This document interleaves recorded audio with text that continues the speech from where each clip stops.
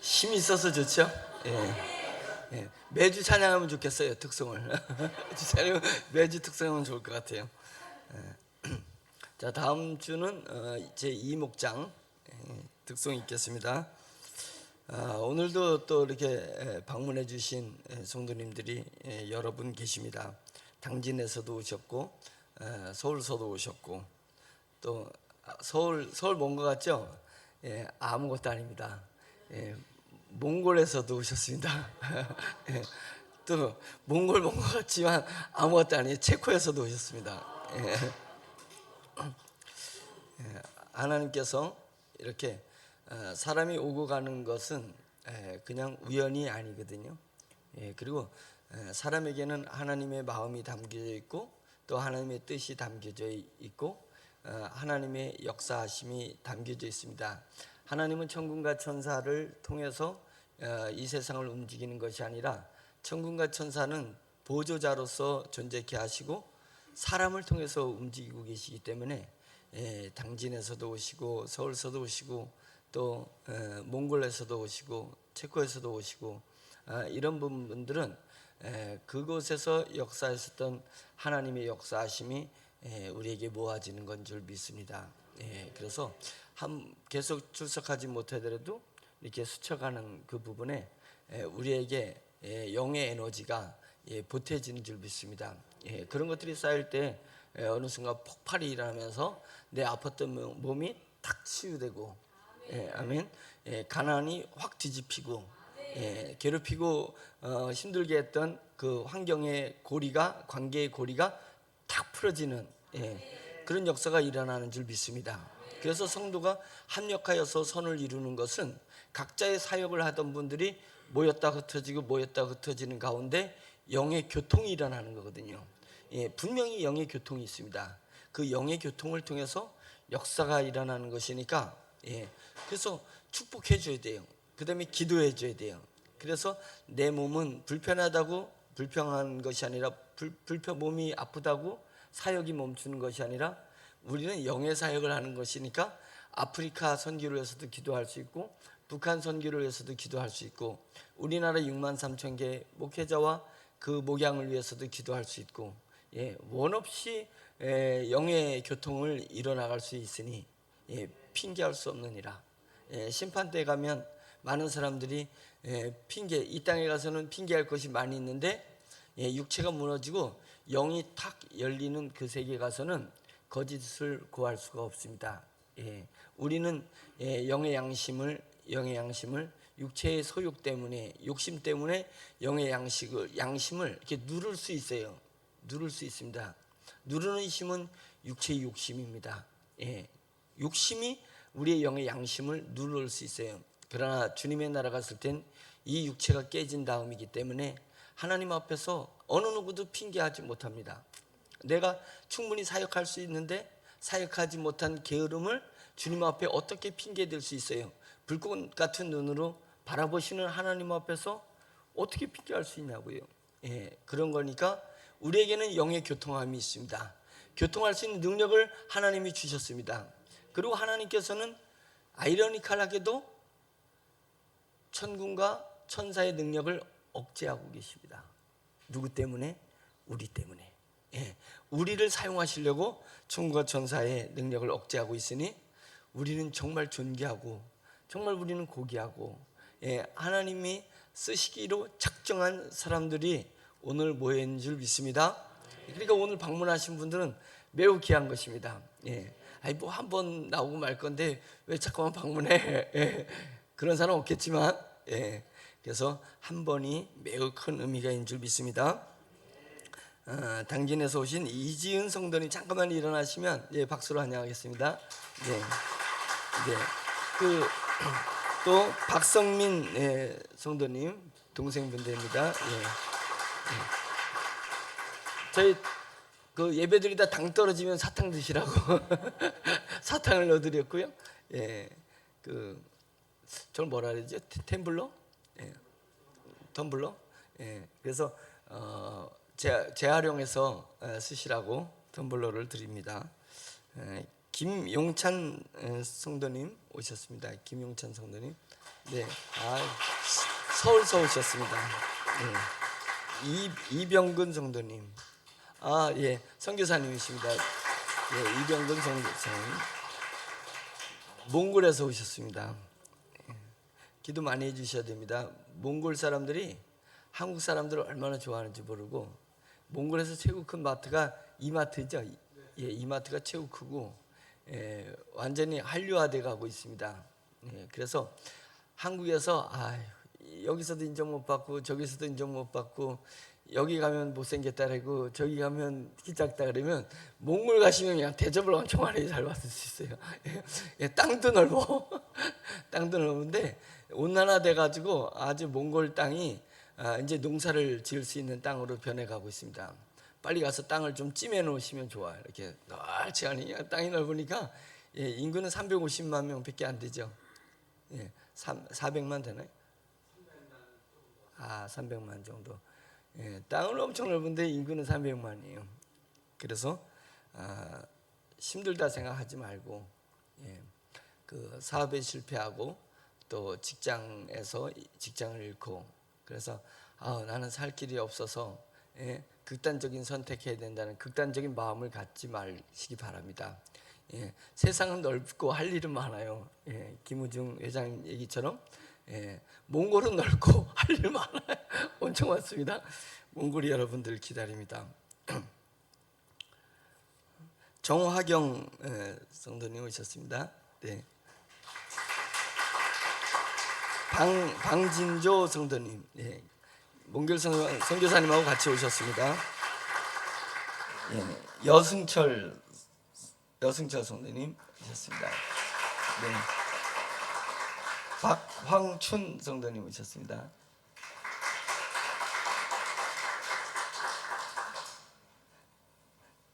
평택에서 박현숙 성도님 오셨습니다. 박현숙 성도님. 이렇게 전국에서 전 세계에서 와주셔서 감사합니다. 우리가 나 혼자 부른, 내가 성령을 받아도 성령의 충만함이 혼자서는 쉽지 않습니다. 장작 혼자 잘 타오르지 못하는 것처럼, 그런데 이제 모아지면 내 능력 이상의 불길이 타오르는 것처럼 똑같습니다. 성령의 역사도. 그래서 교회는 성도들의 모임이라고 했습니다. 교회는 성도들의 모임. 그래서 성도들이 모여야 교회가 되는 거잖아요. 다르게 하면 심령의 하나님을 믿노라 고백하고 성령님을 바라보면서 내 속에 성령님이 주시는 불길이 타오르는데, 이 불길이 꺼질 수 있어서 안 꺼지려고 모이는 거거든요. 안 꺼지려고 모이는 거예요. 그 옛날 그 초대교회, 또 초대교회에서 로마의 엄청난 핍박을 받으면서 핍박을 받을 때는 교회 안 나가도 되지 않냐. 그래서 지하 카타콤에 무덤 시체를 갖다 보관하는 그 카타콤에 왜 성도들이 밤에 되면 불이 없어서 서로 얼굴을 알아보지 못해. 그때 그 고기가 생긴 거잖아요. 고기 마크가 생겨서 투스, 그 고기가 생겨서 발로 이렇게 그려야 이 사람이 지하 카타콤 무덤에서 같이 예배드리는 사람이구나를 알아볼 수 있을 정도로 서로 예배드리는데 서로 성도 간에 알아보지 못해요. 근데 왜 그들은 모이려고 했을까? 왜 모이려고 했을까? 내 안에 있는 성령의 역사가, 나 혼자로서는 그 역사가 불길이 많이 타오르지 못하는 것입니다. 꺼질 수 있습니다. 그러니까 성도가 보이는 거예요. 얼굴을 알아보지 못해도, 그 사람의 인격을 내가 잘 알지 못해도, 그 사람의 학벌과 그 사람의 경험을 알지 못해도 성도들이 모이는 것입니다. 왜 모이냐면 내 안에 있는 성령의 불길이 강하게 타오르도록 타오르게 하기 위해서 모이는 것입니다.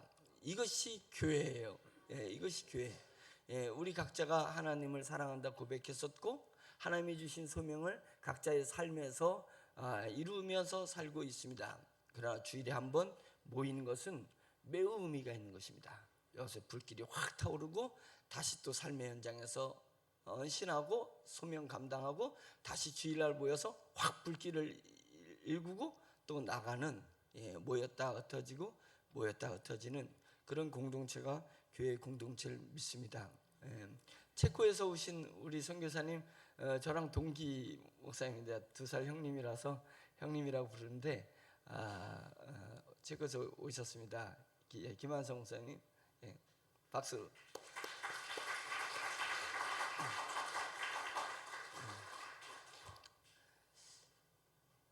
할렐루야. 기도하겠습니다. 참 좋은 하나님 아버지, 주님 감사합니다. 한 사람 한 사람을 하나님께서 얼마나 사랑하시는지, 그 한 사람만 이 세상에 있었어도 하나님께서는 독생자 예수 그리스도를 이 땅에 보내시고 그분을 한 사람을 위해서라도 십자가에 못 박아 죽게 하셨고, 하나님 목타는 목소리로 애타게 하나님 저희를 그를 사랑한다고 했을 그 한 사람 한 사람이 저희 교회에 방문하였고 저희랑 같이 예배를 드리게 되었습니다. 오늘 이 시간에 성령의 바람이 강하게 불게 해주시고 이 시간에 성령님의 불길이 강하게 일어날 수 있도록 도와주시어서 내가 살아있구나, 내 영이 살아있구나, 서로 공감할 수 있는 그런 시간이 될 수 있도록 주님 인도하여 주시옵소서. 이제 흩어져서 또 각자의 삶에서 하나님 믿음 가운데 세상에 주어진 삶을 살 때에 담대하게 해주시고 두려워하지 말게 해주시고 힘을 내게 해주셔서 하나님이 주신 힘으로 넉넉히 삶을 이겨낼 수 있도록 주여 도와주시옵소서. 막힌 것이 뚫어지게 하시고 굽은 것이 펼쳐지게 하시고 높아져 있는 담들이 다 무너져서 하나님 주의 길을 예비하고 주님의 길을 평탄케 하는 하나님 그런 대로들이 펼쳐질 수 있도록 역사하여 주시옵소서. 주님을 사랑합니다. 예수 그리스도의 이름으로 감사하며 기도했습니다. 아멘. 성령에 감동하여서 설교하는 자는 성령에 감동하여서 설교를 해야지 됩니다. 마찬가지로 설교를 듣는 분도 성령이 감동되어서 설교를 들어야지 됩니다. 그게 세상 말로 궁합이 맞아야 뭐가 되더라도 되는 거고 손바닥도 마주쳐야 소리가 나더라도 나는 것처럼 설교할 때 자의로 하지 아니하고 오직 성령님이 역사하신 가운데서 말씀이 선포돼야 되고 또 말씀을 듣는 가운데서 높아진 내 마음을 내려놔야지 됩니다. 내려놓고 오로지 하나님 주여 제게 말씀하옵소서 제가 경청하여 듣겠습니다 라는 이 성경의 선지자들이 고백했던 것처럼 우리 심령에 선지자의 영이 오고 그 선지자들의 마음이 와서 주여 말씀하옵소서 제가 듣겠습니다 라는 그런 고백으로 하나님의 말씀을 듣는다면 성령님께서 넉넉히 저와 여러분들을 성령의 불길로 다스려 주시고 또 지배해 주시고 그래서 우리가 진리 안에서 참빛 안에서 거할 수 있게 해 주실 거라고 믿습니다. 그것은 일주일에 한 번 왔다 가는 것이 예배드리는 것이 뭐가 의미가 있겠냐 하지만은 그 일주일에 한 번이 어쩌면 1년을 버티게 할 수도 있고 어쩌면 내 평생을 버티게 할 수 있을 것입니다. 한마디 메시지, 그 한마디 메시지가 평생을 좌지우지할 수 있다는 것입니다. 저는 저를 견디게 했던 것은 대학 입학시험에 제가 얘기했었잖아요. 입학시험 때 주님께서 제게 오셔서 영철아 쓰러지지 마라. 네가 쓰러지지 않으면 언젠가, 저는 그 언젠가가 엄청 가까울 줄 알았는데 이렇게 오래 걸릴 줄 몰랐습니다. 언젠가 내가 너를 저 앞으로 인도해 주마 라고 말씀하셨습니다. 그 말씀을 가운데 제 마음에 탁 새기고 지금까지 달려왔고 앞으로도 달려갈 것입니다. 어떠한 시련이 오고 어떠한 고통이 오고 어떤 막힘이 온다 한들 내 가슴에 새겨진 이 말씀을 이길 수 있을까? 절대 이길 수 없다라는 자신을 합니다. 자신을 해요. 그래서 순교가 오면 내 가슴에 박힌 이 말씀을 순교의 그 고통과 고문이 이겨낼 수 있을까? 그건 또 좀 생각해 봐야 될 일이야. 예, 아직까지는 그것까지는 아닌 것 같아요. 예, 한국 땅에서 당하는 고통, 시련, 외로움, 억울함 이런 것은 영철아 쓰러지지 마라. 네가 쓰러지지 않으면 언젠가 내가 너를 저 앞으로 인도해 주마라고 말씀하신 그 말씀이 넉넉히 이길 수 있습니다. 예, 저는 넉넉히 이겨낼 수 있습니다. 예, 그런데 순교는 좀 쉽지 않습니다. 왜 쉽지 않냐면 제가 어떠한 그 고통에 치달았을 때, 육체의 고통에 있을 때, 이것이 강제적으로 더 진행된다면 내가 이 가운데서도 영철아 쓰러지지 말라는 주님의 말씀으로 그 시련을 이겨낼 수 있을까라고 생각해 보면 주님 죄송한데 쉽지 않습니다. 제가 고백을 합니다. 그러면 어떻게 돼요? 고백을 하기 때문에 좌절하는 거예요? 아니잖아요. 내 믿음을 더욱 굳세게 하기 위해서 더 강력하게 주님 앞에 부르짖고 기도하는 것입니다. 주여 제게 영성을 주세요. 영성을 주세요. 주여 제게 믿음을 주세요. 큰 믿음을 주세요. 어떠한 시련을 넘어서 고문이 고통이 또 핍박이 내게 온다 할지라도 내 목숨이 끊어지는 그 순간까지 내 심령에 내 마음에 믿음을 지킬 수 있도록 도와주세요 라고 기도하는 것입니다. 그래서 우리는 미래의 나의 약한 것을 상상할 때에 오늘을 더욱더 굳건하게 하고 내가 더욱더 내 신앙에 집중할 수 있게 하는 것입니다. 내 영에 집중할 수 있게 하는 것입니다. 물은 너희가 지킬 것 중에서 네 마음을 지키라. 네 마음의 창고를 지키라. 내 마음이 뭔데 창고를 지키라는 거예요? 내 마음 속에 내 인생을 바꿔버리는, 내 영의 운명을 바꿔버리는, 하늘의 천국을 상속받을 수 있는, 시한부의 삶에서 내 생명이 끝나는 것이 아니라 영원한 나라를 영원토록 살 수 있는 영원한 생명을 준 이 믿음을 지키라는 것입니다. 물은 마음을 지키라는, 마음의 창고를 지키라는 것은 마음의 창고에 있는 고결한 내 믿음이 있기 때문에 내 믿음을 지키라는 것입니다. 지키라는 것입니다. 오늘 새벽에 설교한 것이 제 스스로 너무나도 감동이 되었었습니다. 감동이 되었어요. 그것은 뭐냐면 우리가 이제 육신의 자아, 육체적 소욕, 그것은 육신적 육체의 정욕이라고 하는데, 육체의 정욕, 그 음란 뭐 이런 걸 얘기하는 것이 아니라 육체의 정욕은 내 육신적 자아의 보호 본능입니다. 보호 본능.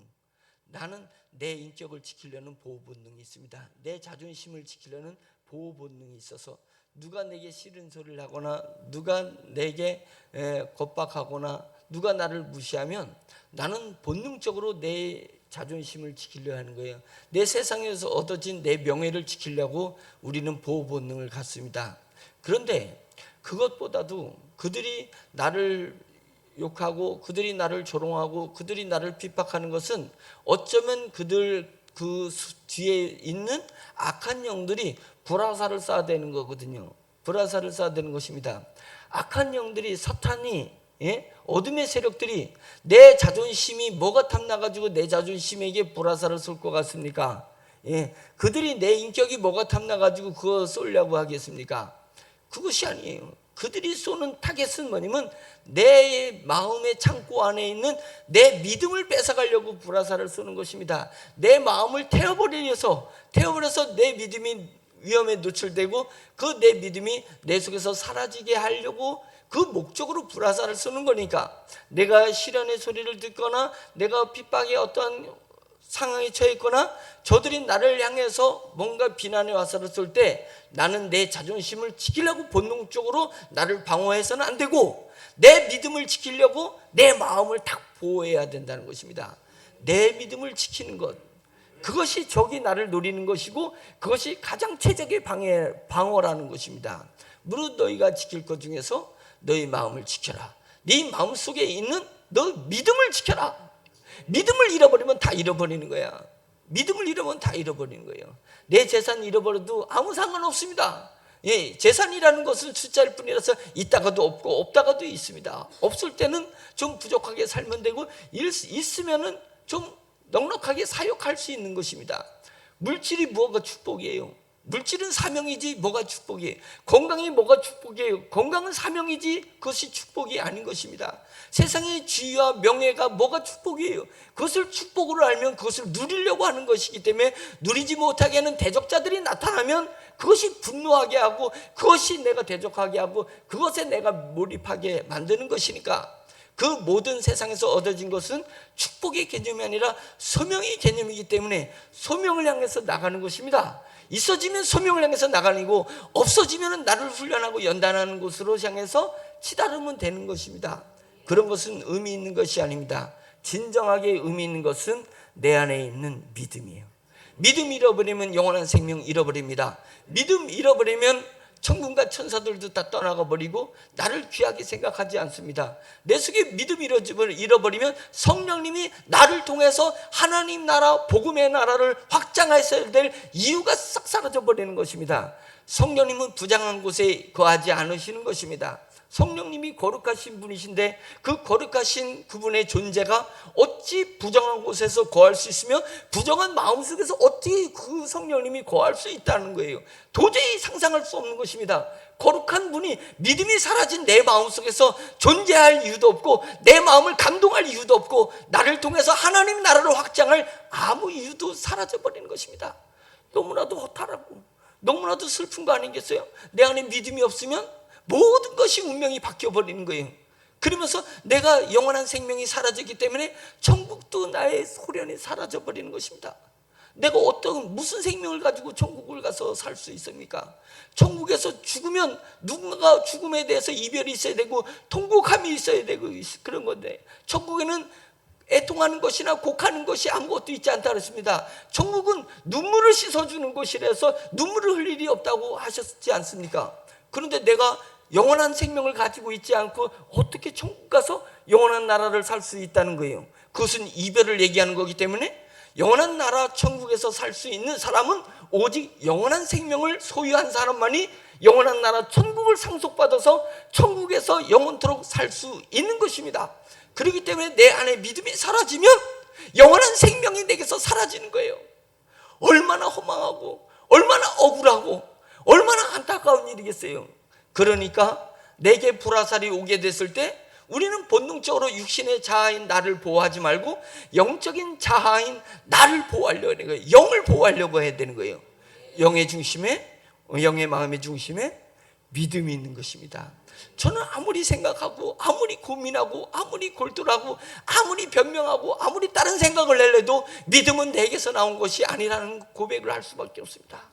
믿음은 도저히 땅에서 얻을 수 있는 것을 얻는 것이 아니라 땅에서 할 수 없는 것들, 세상 사람들이 줄 수 없는 것, 세상 사람이 내게 해줄 수 없는 그것을 믿음이 나에게 모든 것을 주었다는 거예요. 그러니까 이것은 믿음은 결코 땅에서 나온 것이 아니고 결코 사람에게서 나온 것이 아닙니다. 믿음은 결코 내게서 나온 것이 아니라 믿음은 오로지 하나님의 사랑에서 하나님이 나를 선택하셨고 나를 불러주시고 나를 의롭다 하시고 나를 영화롭게 하기 위해서 예수 그리스도를 십자가에 못 박혀 죽이시고 예수님이 죽으신 그 근거, 그 근본, 그것을 가지고 성령님이 내게 역사하셔서 내 안에 믿음을 넣어주셨다는 것입니다. 그러니까 믿음은 온전한 믿음이 내 안에 있는 것입니다. 그래서 우리는 이 믿음을 보호해야 돼요. 이 믿음을 보호하기 위해서 우리가 모인 것입니다. 우리가 말씀을 듣는 것입니다. 우리가 기도하는 것이고 우리가 찬양을 드리는 것입니다. 그것은 오로지 저와 여러분들에게 있는 이 믿음을 보호하기 때문이에요. 그러니까 이 믿음의 가치를 알면 알수록 내게 어떠한 시련과 내게 어떠한 고통과 그것이 내게 어떠한 고문이 온다 할지라도 이 고문 때문에 내 믿음을 버릴 수 없습니다라고 고백할 수밖에 없는 거예요. 내가 지금 그 날을 상상했을 때 내 믿음의 수준이 그 고문과 그 시련과 그 죽음의 두려움을 견딜 수 없다 하더라도 저는 주님 앞에 무릎을 꿇고 주여 제가 이 믿음 지키기 위해서 주님 부인하지 않으면서 하나님 이 믿음 사수하면서 나아가겠습니다. 나갈 수 있습니다 라고 고백하는 것입니다. 고백하는 것이에요. 그것이 자신 있어서 고백하는 것이 아니라 할 수 있어, 할 수 있어. 선수들이 막 경기 앞에 두고 그 상대의 적은 너무나도 더 강한 그는 실력이 있고 랭킹이 나보다 높은 사람이에요. 그런데 펜싱에서 나오잖아요. 할 수 있어, 할 수 있어, 할 수 있어. 할 수 있기 때문에 할 수 있다는 것이 아니라 할 수 있다라고 고백하니까 할 수 있게 하는 것입니다. 예, 믿음의 고백을 하면 그 믿음의 고백이 나를 그렇게 되게 만든다는 것입니다. 아멘. 그래서 이 영적인 것은 매우 신비한 것이고, 영의 사람은 내 속에 있는 믿음을 다스려서 세상을 다스리려는 사람이에요. 돈이 그렇게 두려운 존재예요? 돈이 그렇게 우리에게 필요한 존재예요? 그러나 우리가 돈을 내 안에 있는 믿음으로 다스리려고 해야 되는 거예요. 사람이 떠나간다고 외로워요? 사람이 나를 무시한다고 화가 나요? 그렇게 사람의 말이 내 인생을 좌지우지할 정도로 두려운 존재입니까? 믿음의 사람은 그 사람의 말을 다스리는 것입니다. 다스리는 거예요. 우리의 영을, 하나님께서 우리에게 영을 주신 것은 이 영으로 세상을 다스리라고 우리에게 영을 주신 것입니다. 아멘. 사람을 다스리라고 우리에게 영을 주신 것입니다. 삶을 다스리라고 우리에게 영을 주신 것이에요. 그러니까 삶에 치이지 말고 삶을 다스리기를 바랍니다. 사람에 치이지 말고 사람을 다스리기를 바랍니다. 돈에 치이지 말고 돈을 다스려야 되는 것입니다. 무엇으로? 저와 여러분 속에 있는 그 믿음으로 다스리는 것입니다. 믿음은 믿었었고 믿고 있고 믿을 것이에요. 그래서 지금은 과거에 믿었었기 때문에 됐어. 지금 내가 믿고 있기 때문에 됐어. 미래에 믿을 것까지 돼야지 완전한 믿음이니까, 주여, 내가 미래에 어떤 시련과 환난과 고통이 온다 할지라도, 어떤 삶의 환경이 내게 온다 할지라도 저는 믿을 것입니다. 저는 미래에도 믿을 것입니다. 그 고백이 우리에게 있어야 될 줄로 믿습니다. 그리스도인은 과거에 얽매여서 오늘을 사는 사람이 아니라 미래를 땡겨서 오늘을 사는 사람이니까, 내가 미래에 어떤 환경이 펼쳐질지 모릅니다. 어떤 시련과 어떤 고난이 내게 올지 모릅니다. 그러나 그 미래에도 나는 믿음을 사수할 것이다. 미래에도 하나님 나를 바라보면서 하나님을 사랑하며 하나님을 고백할 것이다 라는 나의 미래의 믿음을 오늘 땡겨서 오늘을 살아가는 것, 그것이 그리스도인이잖아요. 그것이 그리스도인이잖아요. 그러니까 내가 지금 없다고 해서 거칠 것이 없고 주저할 것이 없습니다. 내가 지금 약하다고 해서 멈출 일이 없습니다. 나는 오늘의 현실의 나의 약함 때문에 오늘을 살아가는 사람이 아니라, 내가 비록 지금은 약하고 가진 것이 없고 미련한 것 같지만 미래에 내 믿음을 땡겨가지고 오늘을 살아가는 저와 여러분이 되기를 간절히 바랍니다. 아멘. 인생은 끊임없는 질문과 답의 연속이에요. 인생은 우리에게 끊임없이 질문을 던집니다. 어쩌면 세상이 질문을 던지는 것일 수도 있다고 생각하지만, 그 깊은 곳에서 하나님께서 우리에게 삶을 계속 던져주시면서 우리에게 질문하시는 것입니다. 영철아, 이 삶에서 너 어떻게 할래? 어떻게 할래? 우리는 항상 그 질문에 답을 해야 됩니다. 답을 해야 되는 거예요. 어쩌면 오늘 저와 여러분들의 이 내 모습은 과거에 이제까지 내가 어떠한 질문에, 내 삶의 질문에 어떤 답을 했느냐에 따라서 오늘 우리의 모습이 만들어져 있는 것입니다. 그렇다면 오늘부터 우리는 나에게 또 끊임없이 오는 삶의 질문에 어떻게 답을 했느냐에 따라서 미래의 내 모습이 펼쳐지고 천국에서의 나의 지위와 천국에서의 나의 상급이 결정된다라고 우리가 믿으시기를 바랍니다. 질문에 어떻게 답을 해야 되는가? 질문에 어떻게 답을 해야 되는 것인가? 암 환자를 치료하시는 한영선 박사님하고 제가 같이 진행하면서 한영선 박사님이 그런 얘기를 하시더라고요. 암이 걸린 환자에게 여러분 암이 걸렸다 그래서 놀라지 마세요. 뭐 두려워하지도 말고 이상하게 생각하지도 마세요. 지금 살아있지 않냐? 암이 걸렸지만 지금 살아있는 것에 집중을 하시라 이거예요. 왜 그러냐면 그 암은 갑자기 우리에게 생긴 것이 아닙니다. 사람은 끊임없이 암세포가 생기고 끊임없이 암세포를 잡는 이 육체에 메커니즘이 있다는 것입니다. 암세포는 생겨야지 맞는 거예요. 생기는 것이 맞는데 뭐가 문제냐면 생긴 이상을 잡아먹는 면역세포의 면역체계에 문제가 있는 것입니다. 그 문제는 과거에 내가 무엇을 먹을까 선택에 왔을 때 내가 암이 걸릴 수 있는 음식을 계속 선택했던 거예요.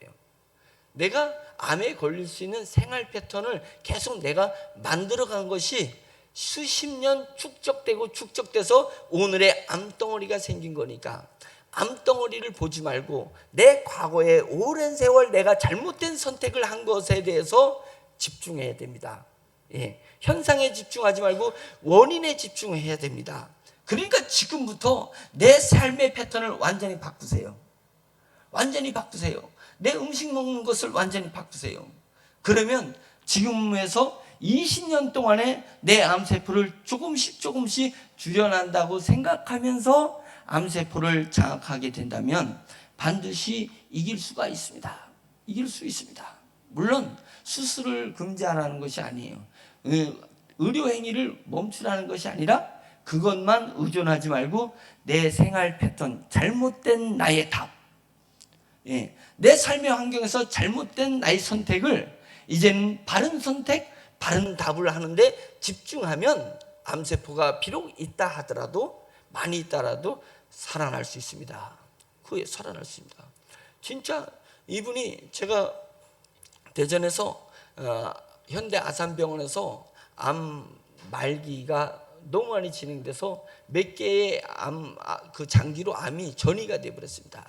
전이가 돼가지고 제가 있는 장소로 이 사람을, 여성분인데 젊은 분이에요.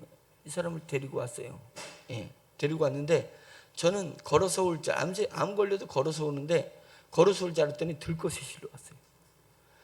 딱 봐도 야, 이거 우리 공간에서 그 사업 공간에서 이거 장례 치르면 골치 아픈데, 이제 이런 생각이 들 정도로 죽어왔습니다. 그래서 충주에 그 한영선 박사님을 오라 그랬어요. 오시라고. 그랬더니 이분의 상태를 얘기했어요. 오셨어요. 오시더니 쫙 상황을 보더니 뭐 간단한 거예요. 된장 푸른 물을 그냥 계속 그 물을 마시게 하는 거예요. 된장 푸른 물을. 그 이분이 된장 풀을 마시면서 진통제를 맞지 마세요. 그 다음에 항암제를 맞지 마세요. 어차피 죽을 건데 그걸 딱 떼고 내가 하라는 대로 한번 해보세요 라고 했더니 된장 푸른 물을 계속 먹게 하는데, 이분이 그 암 말기면 엄청나게 그 고통이 있거든요. 진통제를 안 맞으면 어렵거든요. 근데 된장 푸른 물을 마시면서 이겨내는 거예요. 그러더니 2주 만에 넉넉히 일어나가지고 산책을 할 정도로 그렇게 바뀐 것입니다. 그는 온몸에 암세포가 장기에 퍼져 있는데도 습관을 바꾸니까 살아나더라고요. 저는 거기서 영적인 비밀을 깨달았습니다. 내가 지금 어떤 상태가 있느냐가 중요한 것이 아닙니다. 내 영이 어떤 수준이냐, 그 다음에 내 생활 환경이 어떤 환경이냐, 내 몸의 신체의 상황이 어떤 것이냐, 그것은 중요한 것이 아닙니다. 뭐에 우리가 집중해야 되면 내가 오늘에 이르기까지 내 과거에서 나는 무엇을 답해 왔는지, 무엇을 선택해 왔는지가 매우 중요한 것입니다. 그래서 각오하고 또 각오해야 돼요. 내가 앞으로는 나에게 주어진 삶의 숙제, 삶의 질문에 나는 하나님이 기뻐하시는, 하나님을 위한 것, 복음을 위한 것, 하나님의 나라를 위한 것에 바른 답을 해야 되겠다. 내가 육신에 매여서 육신의 정욕대로 살지 않고, 그것을 선택하지 않고 오로지 성령님의 붙들림 받아서 성령의 소욕, 성령의 욕심, 성령님의 뜻을 따르고자 하는 그 열정과 그 욕심, 그것으로 내 삶의 숙제들을 답을 해나갈 것이다라고 생각하면 인생이 바뀌는 거예요. 바뀔 수가 있습니다. 하나님이 나를 붙드셔서 바꾸는 삶의 반전이 정말 위대한 반전이 된 줄 믿습니다. 저는 얘기했잖아요. 너무 사업이 실패하니까 소망이 다 사라져 버렸어요. 소망이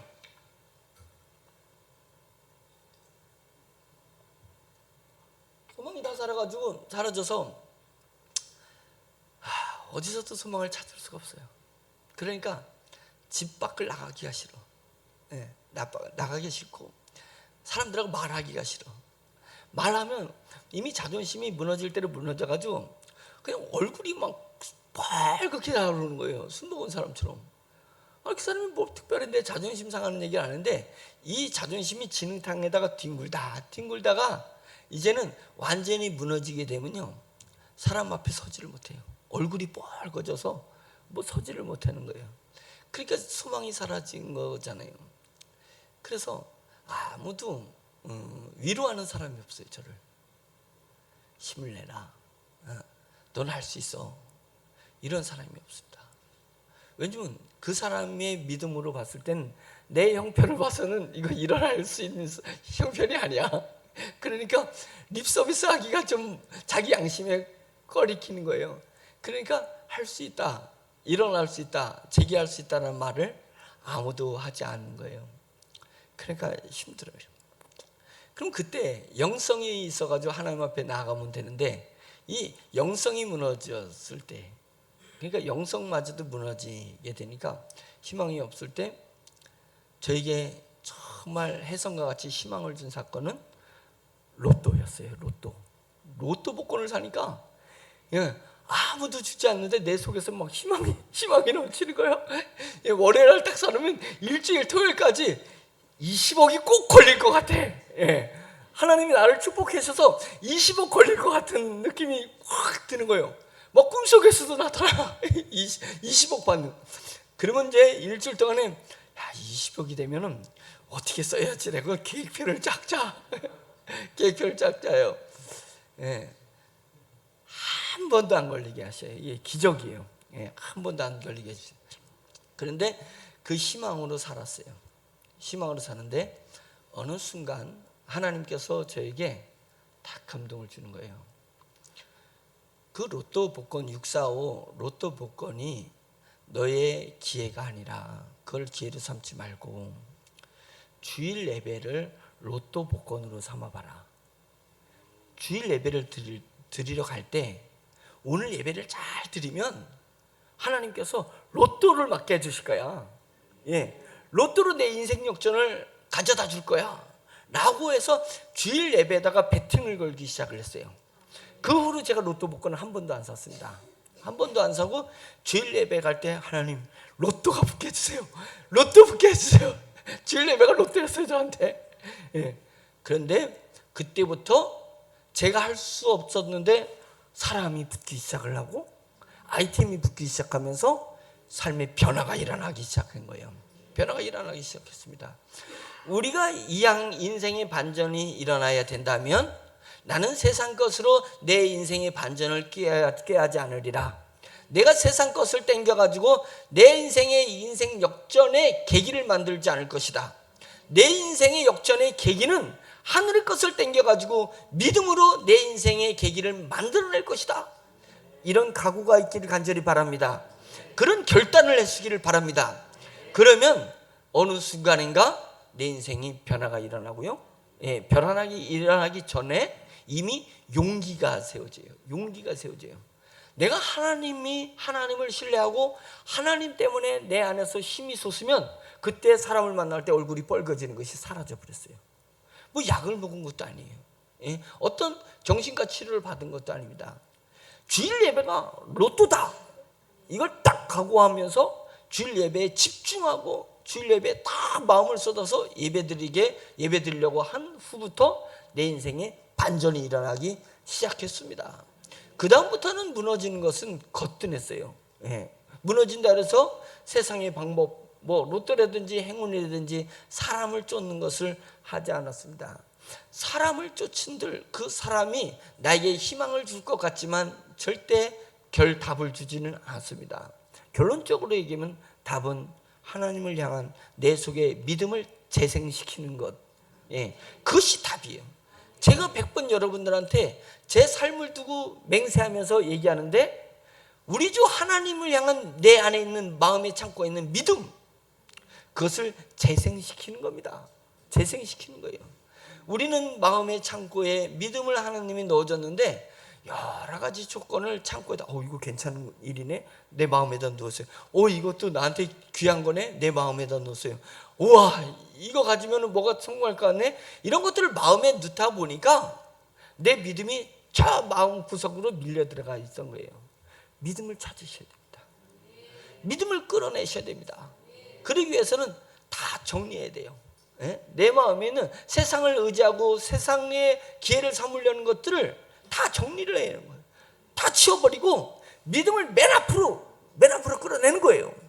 그래서 믿음을 가지고 나아가면 이것은 하늘이 움직이는 것입니다. 이거는 천국과 천사가 움직일 수 있는 일입니다. 그래서 우리가 승리할 수 있는 그 일이 되는 것입니다.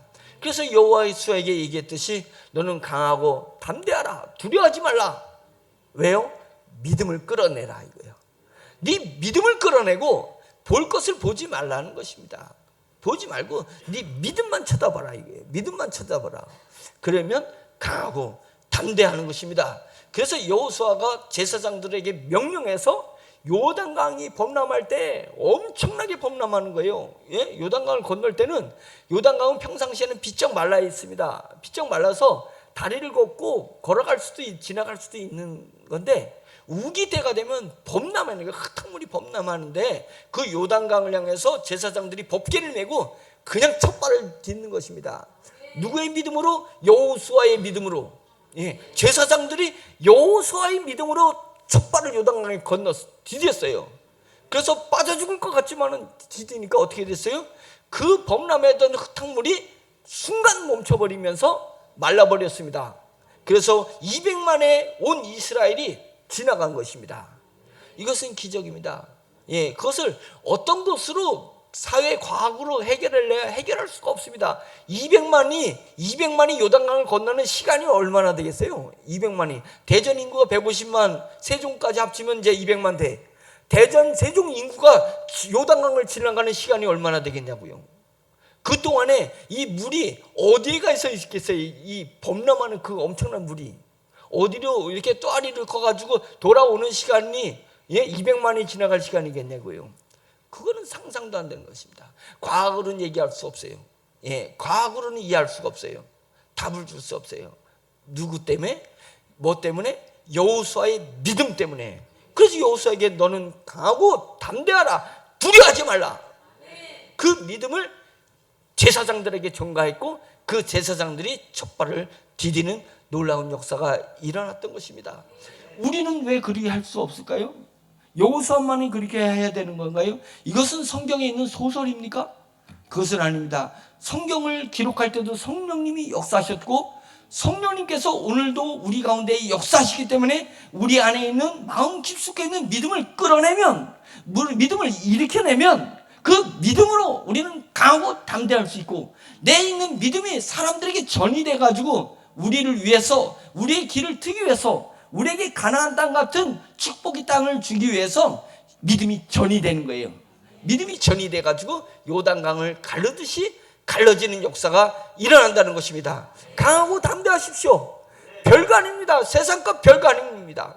제가 수없이 사업에 실패하고 수없이 실현을 당해봤고 수없이 사람들한테 모멸감을 당해봤고, 그래서 50만 원이 없어가지고 그 50만 원을 교도소 인건비를 감당하려고 교도소에도 들어가가지고 도저히 세상에서 답을 찾을 수 없어서 내가 차라리 교도소에 들어가가지고 인건비로 50만 원을 갚아버리겠다 라고 해가지고 벌금 50만 원 묻고서는 교도소에 들어갔을 때 얼마나 수치스러운 줄 알았어요?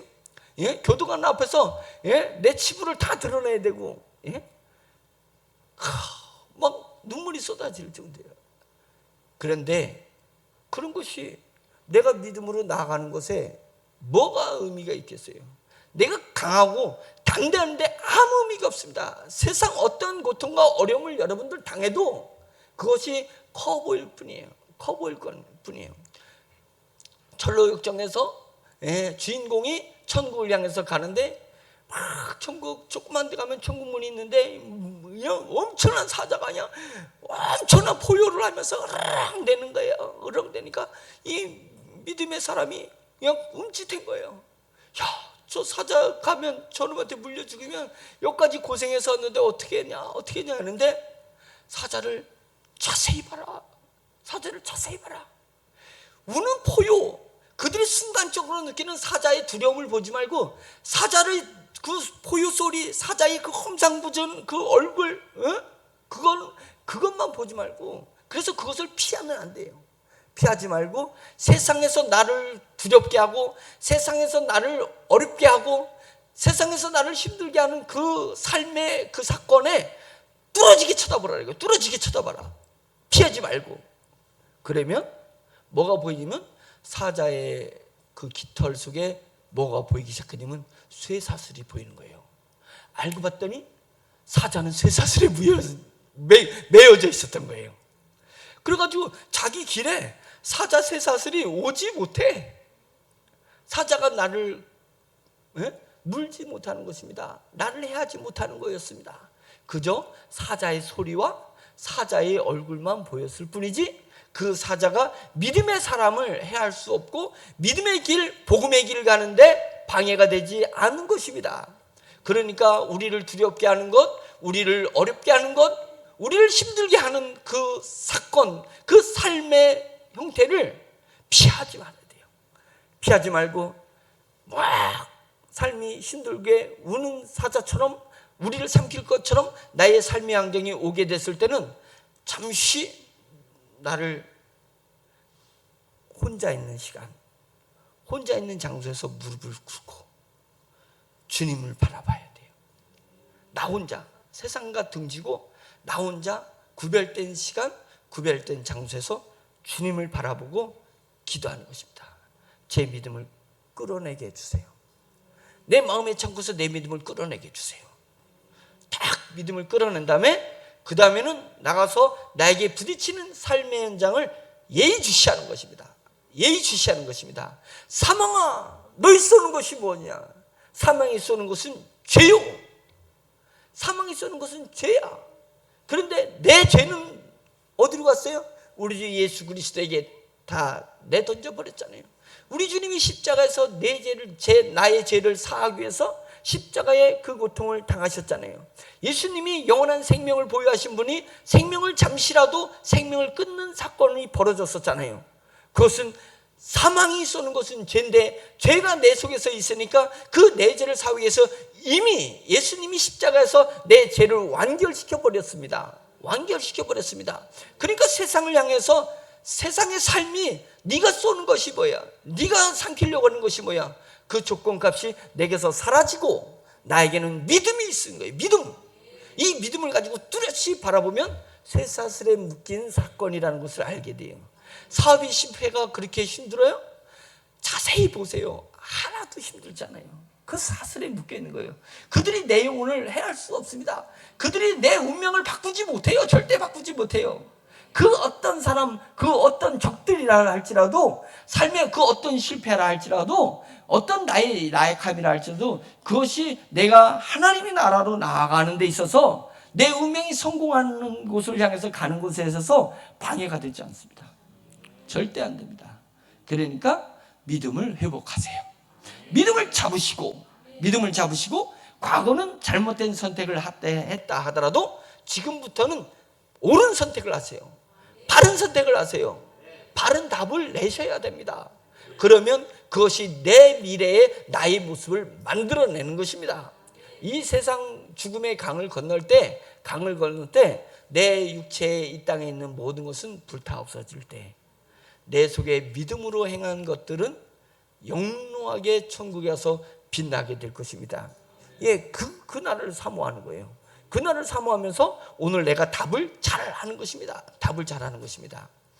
이 말씀을 제가 여러분들에게 전하고 싶어서 하나님의 이 요한계시록 성경의 맨 마지막이 저는 이렇게 들려졌어요.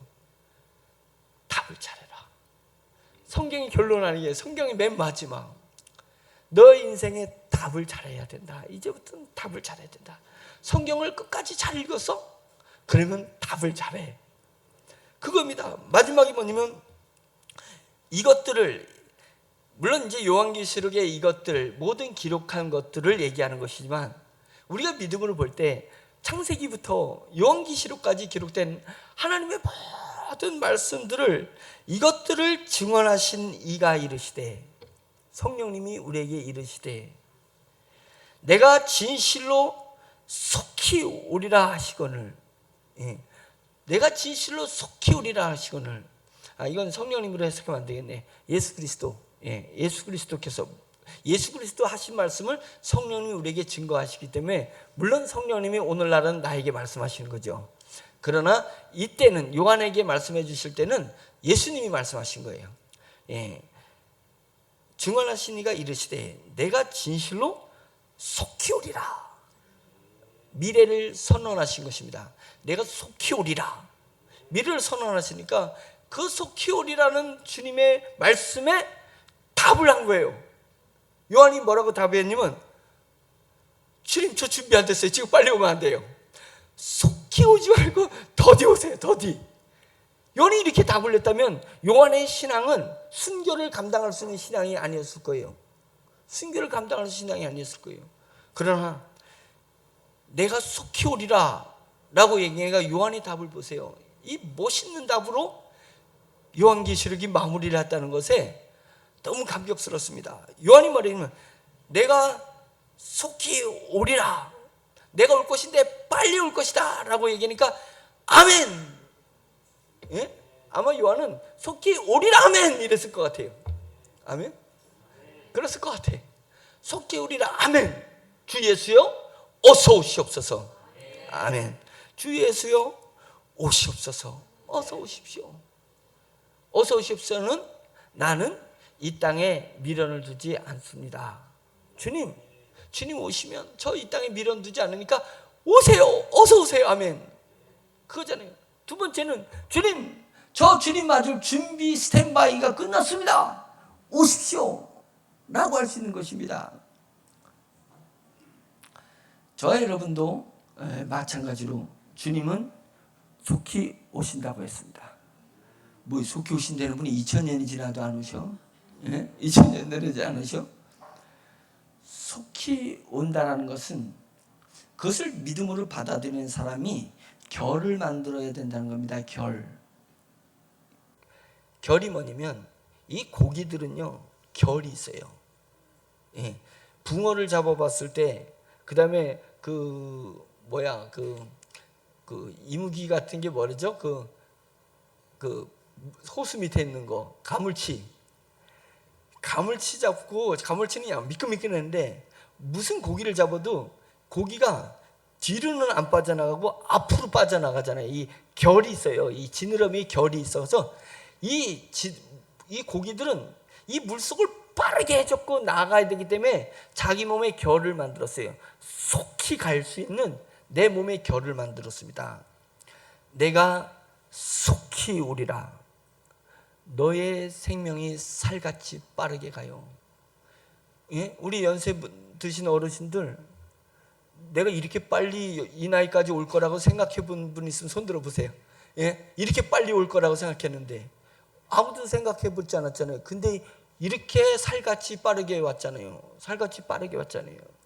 그 얘기가 뭐냐면 내가 속히 오는데 주님은 하나님이 선택한 백성을 다 구원할 때까지 참고 인내하면서 오시는 거예요. 근데 그 속히라는 것은 우리 인생에 부어진 사명입니다. 우리에게 주어진 책무예요. 그것은 우리 몸에, 우리 인생에 나라는 존재에 결을 만들어라는 것입니다. 결을. 속히 주님을 향해서 나아갈 수 있는 태세와 준비를 하라는 거예요. 언제든지 주님이 부르셔도 언제든지 너 그만 됐다 이제 나에게 와라, 천국으로 상속받을 천국으로 와라 했을 때도 내가 그쪽을 지향하는, 빠르게 그쪽을 지향할 수 있는 결을 만들어내라 이게요. 아유 오시면 안 돼요 주님. 지금 오시면 저 안 돼요.